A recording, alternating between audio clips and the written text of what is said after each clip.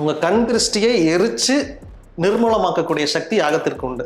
நீங்கள் யாகத்தில் உட்காந்தாலே உங்கள் உடல் தூய்மையாகும். நான் மாலை போட்டிருக்கேன் இல்லையா, இது துளசி மாலை. இந்த துளசி மாலை கண் திருஷ்டி அப்படியே உள்வாங்கி இது வச்சுக்கும், ரிஃப்ளெக்ட் பண்ணும். ரிஃப்ளெக்ட் பண்ணினது போக மிதமிஞ்சிய ஒன்று இதுக்குள்ளே உள்ளே போயிடும். இதை நீங்கள் நெருப்பில் காட்டிங்கன்னா இது சுத்தி ஆயிரும். இதுதான் சுத்திப்படுத்துறது. நீங்கள் யந்திரத்தை சுத்திப்படுத்தலாம். நீங்கள் கையில் கருங்காலி கோல் வச்சுருந்தீங்கன்னா அந்த கோலை சுத்தி பண்ணணும். இந்த மாதிரி மாலைகள் போட்டு இதை சுத்தி பண்ணணும். எல்லாமே சுத்தி பண்ணி தான் நீங்கள் திரும்ப அணியணும். கருங்காலி மாலை சில பேர் போட்டு பிரச்சனை வருதுன்னு சொல்கிற எல்லாத்துக்கும் காரணமாக அவங்க அதை சுத்தி பண்ணலை அப்படிங்கிறது தான்.